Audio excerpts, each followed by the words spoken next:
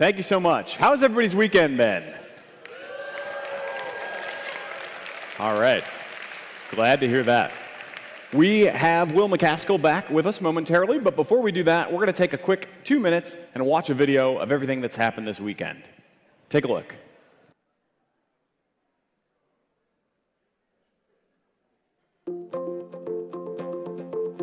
We need to change the incentives if we want more widespread change, and that means encouraging funders to require the research to be open. The goal of evidence-based policy is to use evidence where it exists and to build it where it doesn't. I would encourage those who are interested in learning more about policy, consider coming to DC and spending a year or two inside the machinery and learning and contributing to that process, and then going back to your community and sharing those lessons. Developing some new technology which is smarter than us would dethrone us from our only advantage over the other species. We would need to align the values of these systems with ours or control them or something, otherwise they would be controlling us. If you meet someone who's just encountered effective altruism, you can help them figure out their path. You can help them find the best action that they can take given their skills and experience. I think of it as being a dirty secret of effective altruism, that it's hard. My view is that the qualities of effective altruism that make it hard also provide a rich source of opportunity. Making connections between academic research and the actual work that people are doing on the ground is something that has been relatively neglected. Being here at this conference, you have a really good opportunity to not neglect that. So don't. Government seems very large, but at the end of the day, it's not buildings that do things, it's people who do things. A single individual who is hardworking and intrinsically motivated can get an amazing amount of stuff done.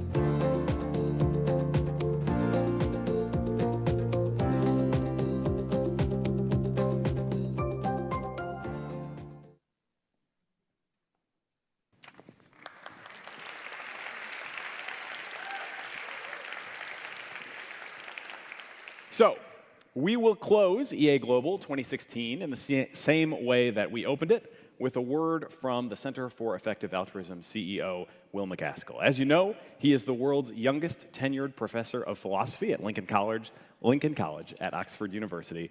Please welcome, with a big round of applause, one final time, Will MacAskill.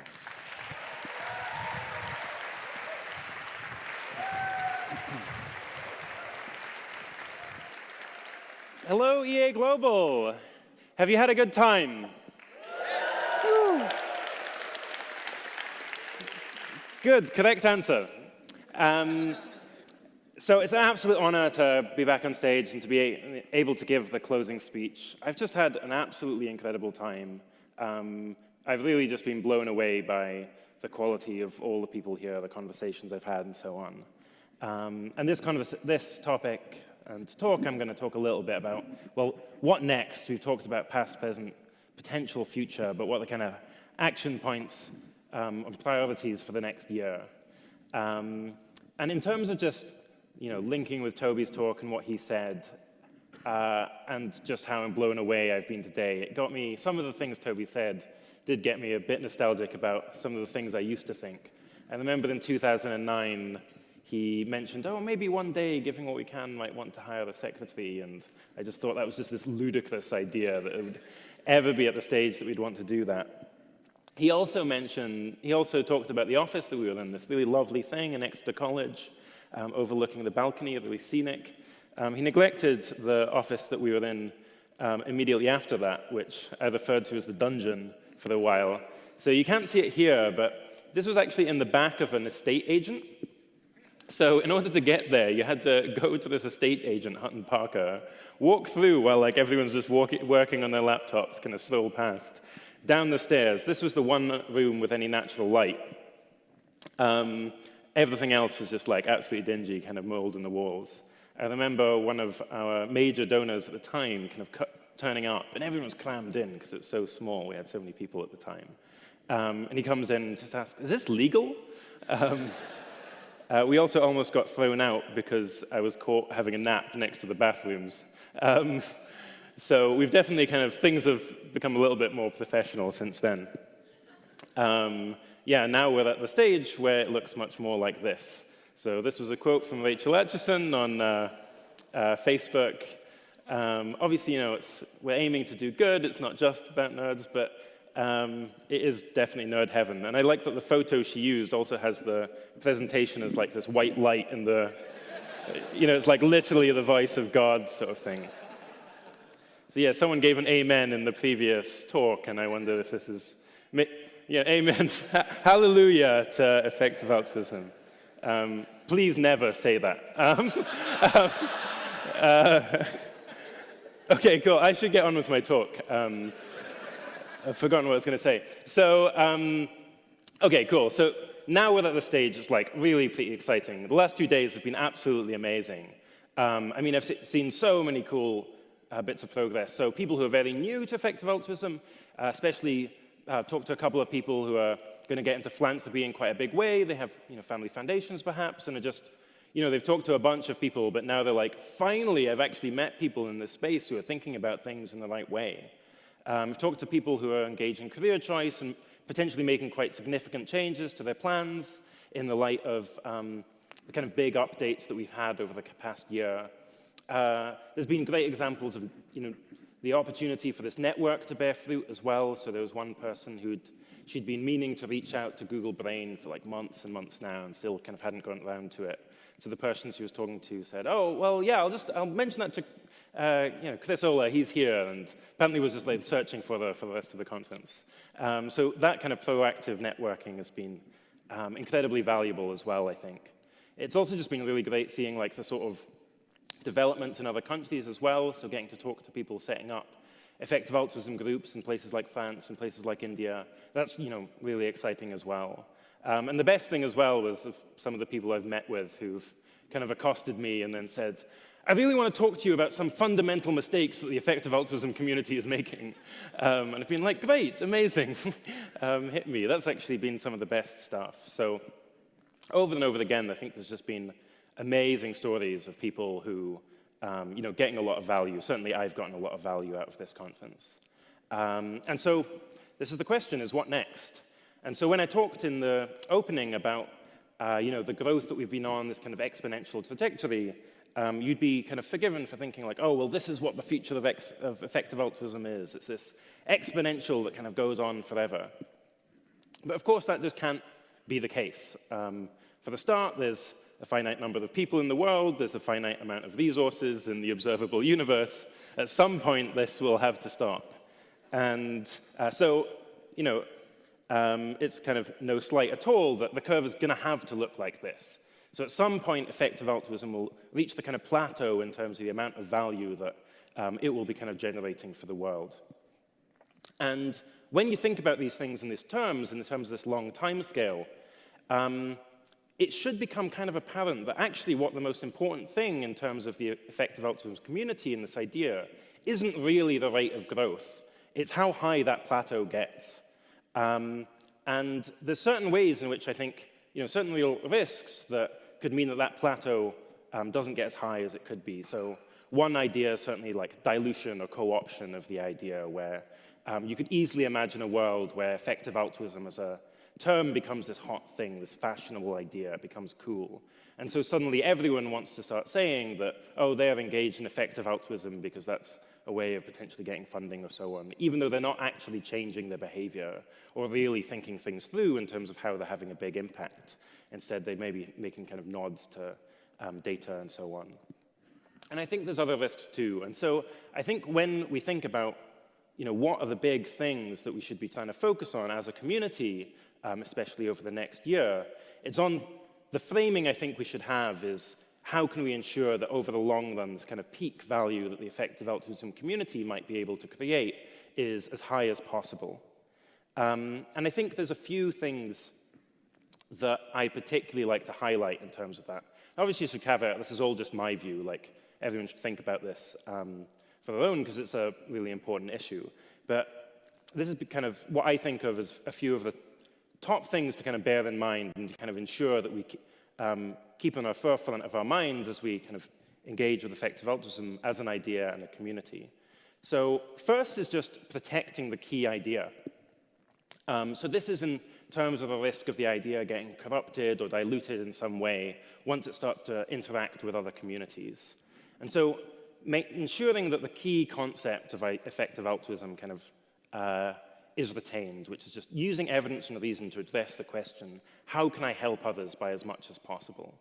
And it's pretty notable that often when you interact with people, so in my interactions with the media, often with academics as well, that's often not the understanding that people have of the effective altruism community. Instead, people often think, well, effective altruism is about earning to give to donate to RCT-backed charities, and we don't think about anything else other than that. Which is kind of like, yeah, would be like a remarkably narrow thing to believe. But when you interact with the media, for example, their incentives are to make ideas as simplistic, as controversial as possible, because their incentives aren't the same as ours. Similarly with academia as well, incentives aren't often that great. It can be to phrase things in ways that are juicy to attack or are going to help with the kind of intellectual project you're already on, rather than necessarily representing things in all their complexity. So I think striving a lot to, at a high level, kind of protect those key ideas. And then also the values that embody that as well, where I think there's really 3 core values to effective altruism as we tend to practice it. One is moral commitment, the fact that we really care very deeply about the plight of others. We're willing to do things that are kind of unusual, like earning to give, or like other paths that aren't the kind of norm necessarily for how people act, because we really care about helping others by as much as possible. We're very willing to change our minds because we realize these things are really important. We've actually got to get the right answer. And sometimes, for some of us, willing to make large financial or sacrifices in terms of our time. Second, of course, is epistemic humility, the fact that, the guiding thought behind effective altruism is we just don't know what works. We're constantly questioning ourselves, being self-critical, trying to understand opposing points of view, taking the scientific methodology, which is this constant questioning, constant learning, and often in a kind of generally Bayesian way where it's not a matter of like, I believe this or I don't believe this, but instead just gradients of degrees of belief that you're trying to improve or get a little bit better, get a little bit worse. And then the final thing of what I call active excitement. So the fact that we're really an action-oriented community. I mean, people always comment when they introduce me, I'm a philosopher who's actually doing something. And that was exactly how my, my impression when I first met Toby is too. But both, it's about actually taking these ideas that are really important and applying them to the real world. And not just that, but actually just thinking, this is an amazing way to live. This is an incredibly exciting way to live. It might well be the case that you think, yeah, well, it is also a moral duty, but that doesn't also prevent it from being just something that you can be really excited about as a way to live your life. And as I kind of hinted at earlier, I think that means the one thing we might want to do, I certainly feel this for myself, is be careful kind of with interactions with the media, because their incentives are quite different. And I definitely feel personally like I've grappled with this and then repeatedly failed in my attempts to avoid these sort of errors. So one example being I was talking with a newspaper and about kind of 80,000 hours and career choice and so on, and every 5 minutes would re-emphasize that we think there's a really wide range of careers where you can do a lot of good, and here's the framework for how we think about it, and it's definitely not about earning to give. And then this is the kind of title that it comes up with, which is, I don't read German, but my guess is that it's not the most nuanced of discussions of career choice. In fact, it says, want to improve the world, become a banker. And then it has a photo of Alex Foster, who, he worked in banking very briefly, and then he quit to become an entrepreneur because he thought he could do more good. But that's still not the kind of sexy, simplified idea of what effective altruism is. A second really important idea, I think, as we start to grow, is taking externalities very seriously as well of our actions. And that's a way that I think, definitely in my own case, as we grow, this is going to become more and more important. Now it's the case that it's not just an individual making a decision, but it's like the impacts on the whole community as well. And so that, I think, has a whole range of implications in terms of basically how we do cost-benefit calculations for the sorts of things we might do. So one is just that, so there's kind of negative aspects and positive aspects to this. One is in terms of, anything bad you do kind of reputationally now, it seems like people just treat effective altruism community often as this kind of completely homogenous whole, just so if they have one bad interaction with the community, then that just kind of means absolutely everyone feels the same, which is obviously a bad inference for people to draw, but obviously it can happen. Second, more subtle thing is like you get these problems that are classic coordination problems, unilateralist dilemmas and prisoners' dilemmas. So where, I'm sure most of you know a prisoner's dilemma, but classic case is where individually rational action leads to socially bad outcomes. So a classic case might be climate change or something. It might be in every country's self-interest that the best outcome for everyone would be if everyone could agree on a certain treaty for climate change. But if it's even better for every country if all the other countries agree on a treaty for climate change and then personally opt out and free ride.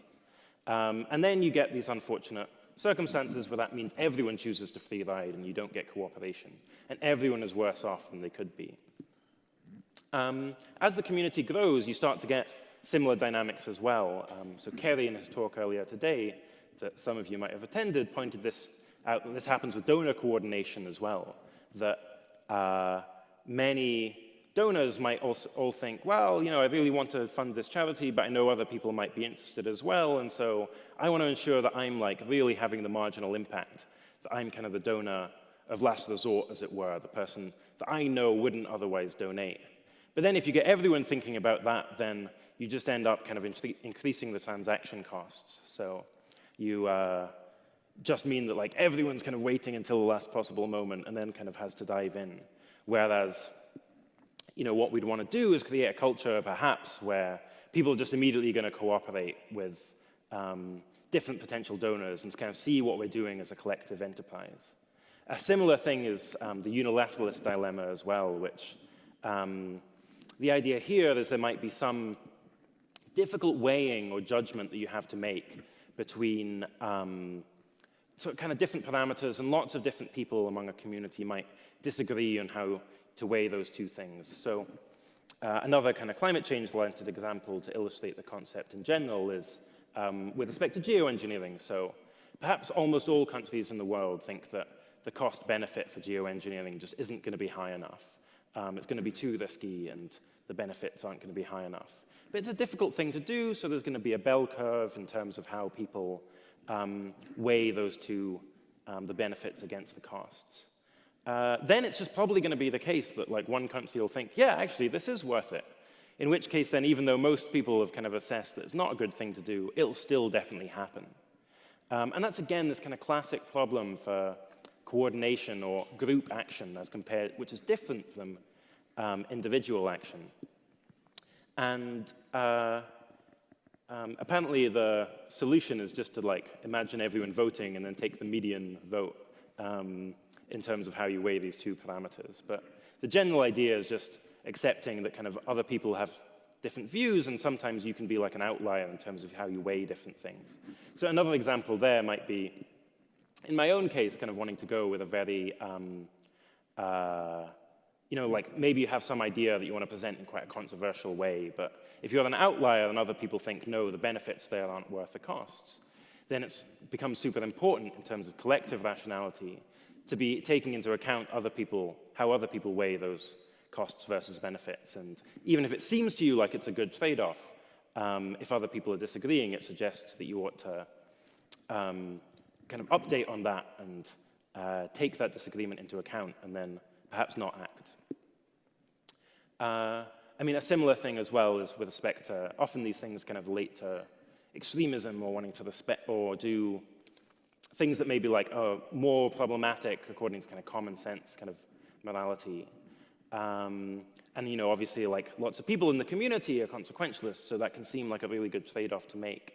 But as we grow, I think more and more people are going to start to kind of look for flaws within effective altruism or things to criticize. And so I think the kind of approach should be, even for people whose value systems or approaches we agree with, the approach should be, well, how can we engage in moral trade? What are the things that other people really care about that we don't as much? And I think a certain amount of things like respecting,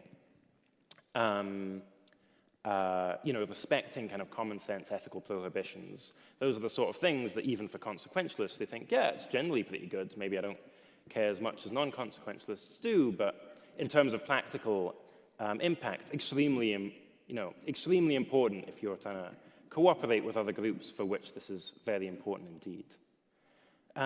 So those are the ways in which, as the community grows, there's kind of risks of doing things that can have bad effects. But there's a flip side as well. There's positive externalities as well, in fact, huge numbers. And that, again, can change the kind of cost-benefit ratio of, or the kind of analysis from how you'd look at things on an individual matter to how you look at things as a collective. So one thing is just doing outstanding first-order work becomes even better than it was before. Because now it's not only the case that you're having this amazing direct impact, but it's also the case that you're kind of showing the power of effective altruism as a community and as a movement. So, in my first talk, I mentioned a couple of these amazing organizations that have been set up and coming out of effective altruism. So Wave, the remittances company, that's already one of the leading remittance companies in the US.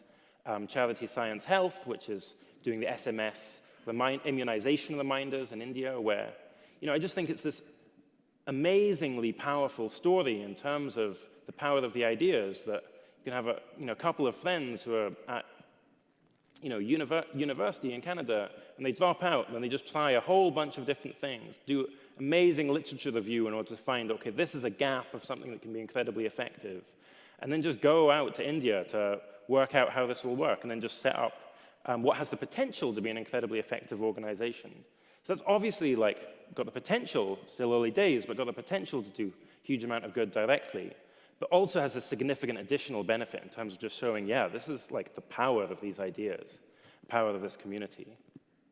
Similarly as well, when it comes to kind of information value you get from trying different things, it might be the case that pursuing careers that are just kind of neglected within the community. So there aren't that many people who are, very knowledgeable about history, let's say, or anthropology or something. And you might think that paths in that area just would seem, if you were just looking at it in another way, to be less effective than everything else. But when you come to the informational value as well, the fact that you can go and explore an area, whether that's career or whether that's through donations, explore an area of the world.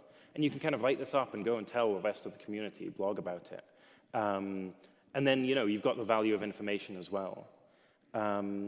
Similarly, in terms of the sort of network effects that, again, Kerry talked about a little bit now, if you could kind of create a new opportunity, a new piece of knowledge, or a new contact, this is now, in some sense, kind of a good that can be shared among the community. And that's a way in which, as we grow, the kind of opportunities we get or the things we improve upon have even more value the more we grow.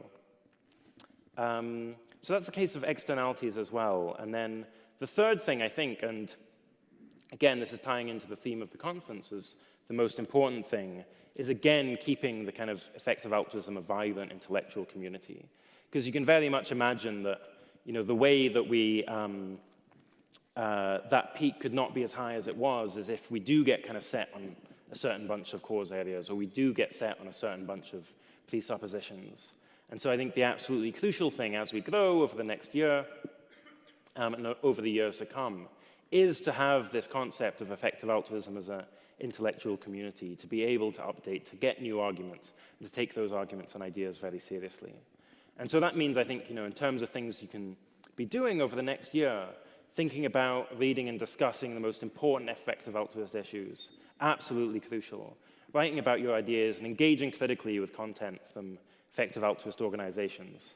Obviously, be constructive and productive as well, but the absolute core of effective altruism, which I know I've said many times now, and throughout it's been the theme of the conference, is this constant self-reflection, this constant learning, because that's how we're going to be able to do the most good in the long run. And so those are some of the things that I think we should kind of bear in mind and think of as things that we can think of as priority areas over the coming year and perhaps beyond. But now the question is, well, what to do right now, what to do tomorrow, and so on. And so here I'm going to suggest a few action points. So one is that I bet you've all met a ton of people, like absolutely new people. So one thing to do in terms of continuing your engagement, ensuring that the benefit you get isn't limited just to these next 2 days, is schedule a meeting with a new acquaintance. And so in order to ensure that delayed benefits and so on don't bias you, I'd encourage you just do that right now. So I'm going to pause for a minute and just someone that you've met who you think is cool, just if you take out your smartphones, actually email them just now.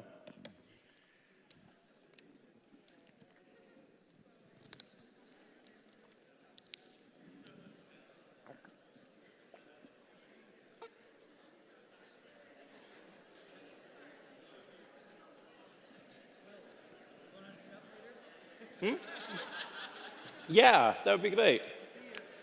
Yeah, I guess I should do it as well. Darren, are you coming to Jupiter? Okay, let's get a beer.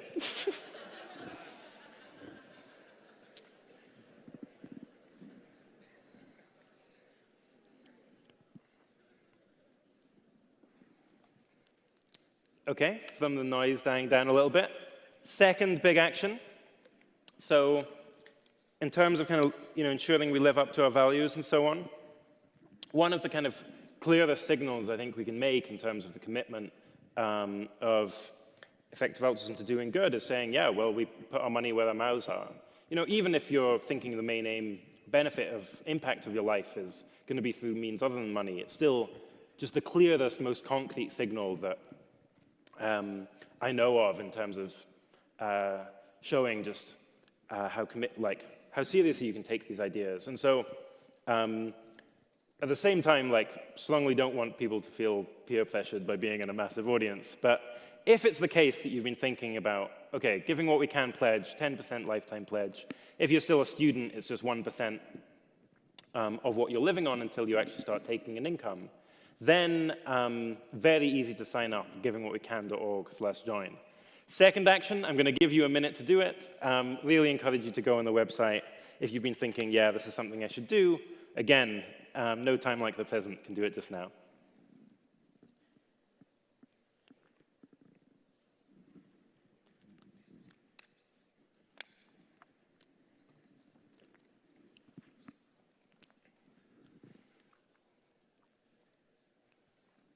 It's really nice to see so many people on their phones.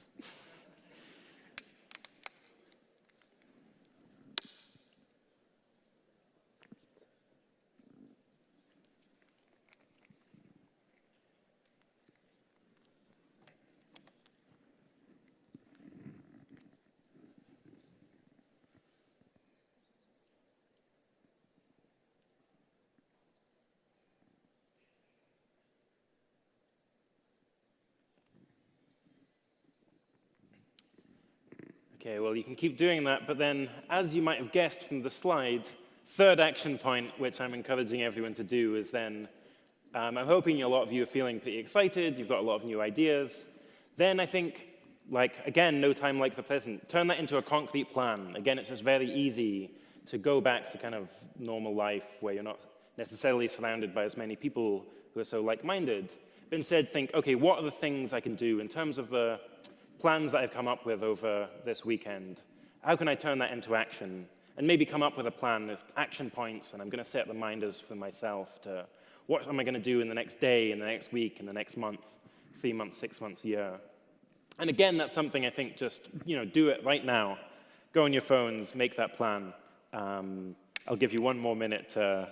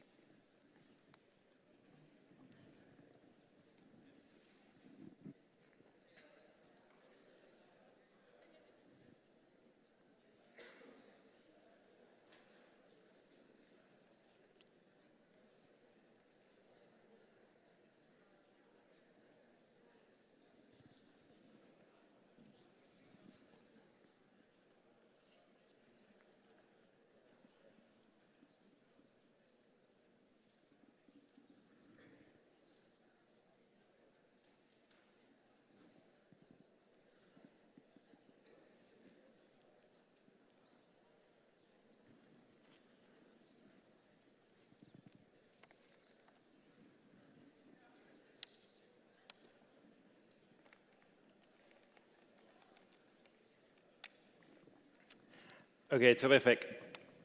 Okay, I promise that's the end of me being the teacher telling you to do loads of homework.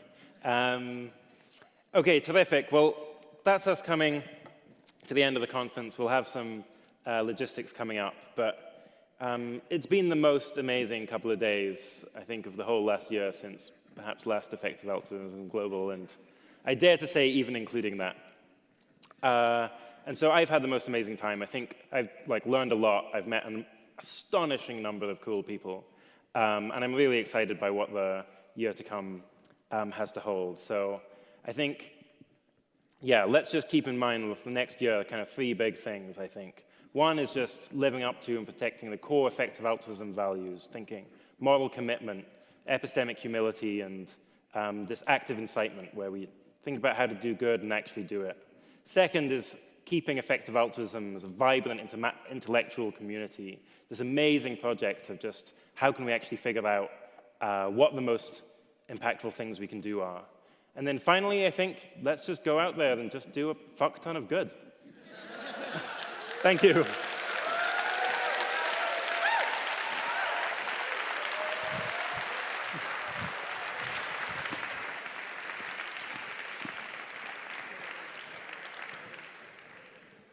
All right, thank you, Will. A few closing orders of business here. First of all, we do have one more thing we want you to do on your phones before we get too far away, and that is to take our closing survey, which is just going to take a couple of minutes. It's so easy. We're going to do it now. I'm going to do it at the podium.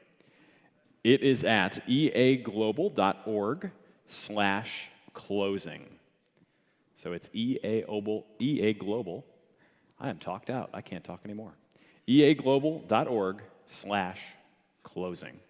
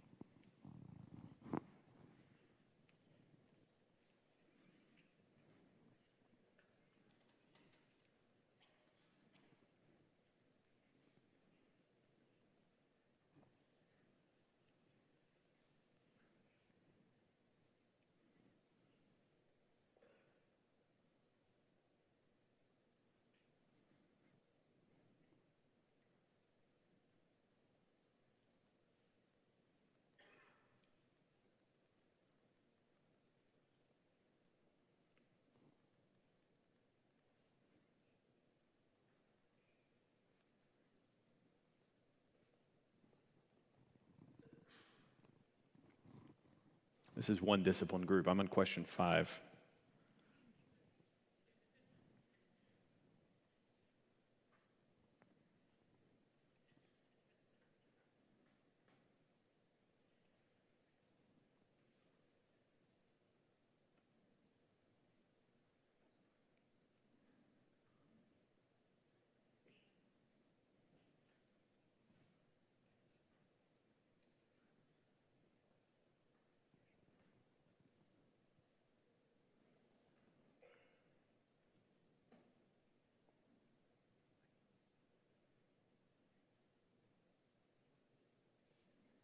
Question 6 is a doozy.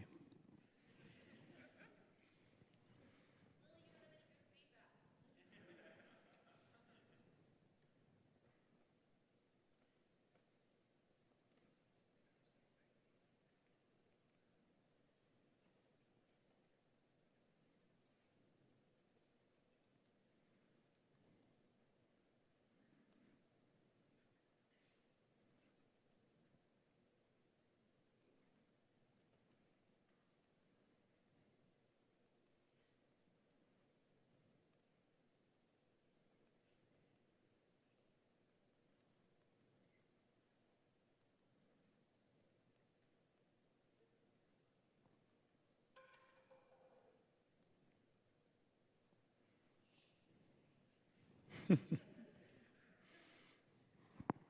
funny.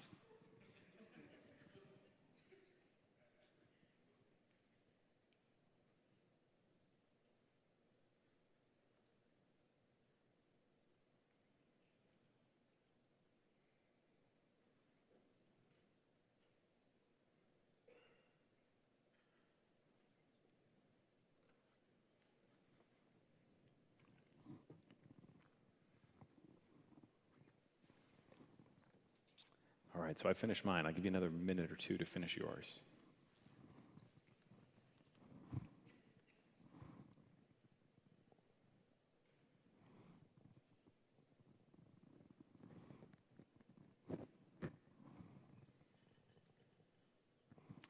Meanwhile, CEA staff and EA Global volunteers, if you could make your way to the side of the stage here, we're going to ask you all to come on stage in just a second.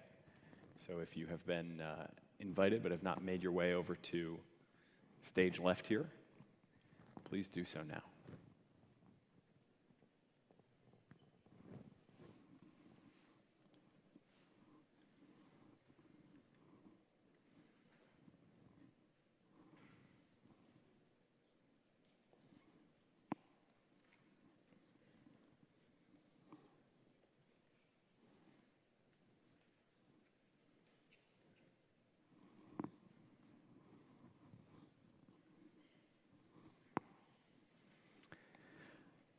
All right, so as you're wrapping that up, a lot of people to thank. Obviously, this has been a great weekend, and it took a lot of work and effort from a lot of people to make it all possible. So we're going to bring out a few people who created this event, and then everybody who helped bring it together this weekend. First, I'd like to welcome Amy Lebenz, your curator and executive producer.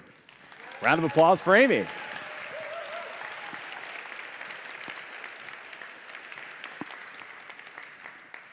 Your director of programming, Oliver Hebrika.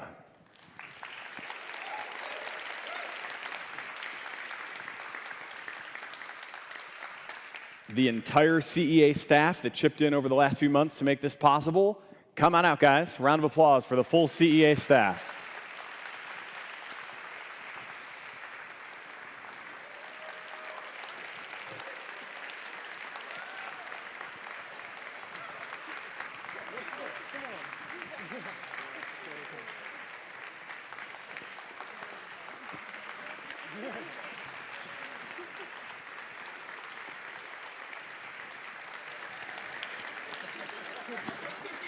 Here we go.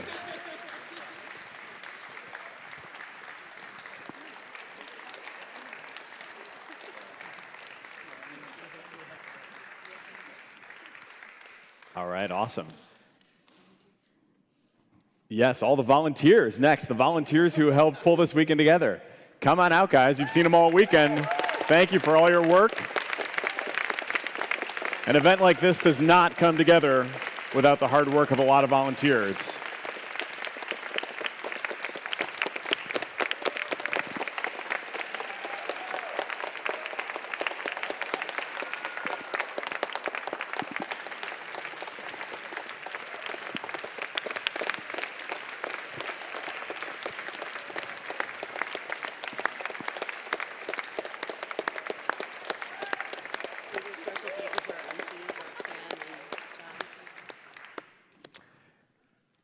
To all of our speakers, our panelists, those who gave conferences, workshops, everything that happened in the program throughout the weekend, thank you to you all for your contributions as well.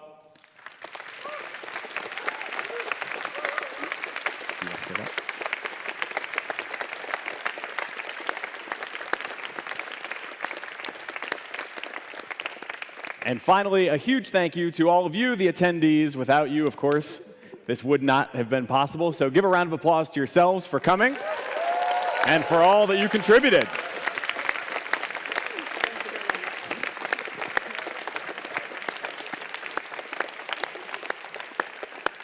Okay, just a couple of closing logistics.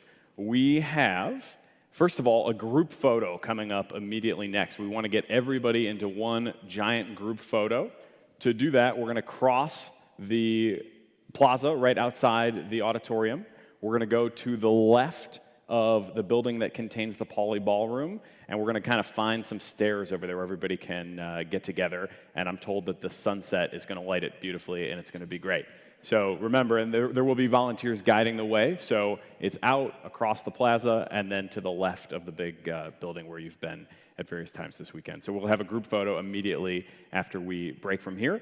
Tonight we have the Pauley Ballroom until 10 o'clock, so everybody is invited to come mix and mingle there until 10. And then after that, we will be at Jupiter for an after party, and the address is right on the screen at 2181 Shattuck Avenue, not far from here. So, thank you all again, those who organized, those who volunteered, those who attended, those who contributed. This has been an incredible success. EA Global 2016, everybody. One last time, a huge round of applause. Thank you very much.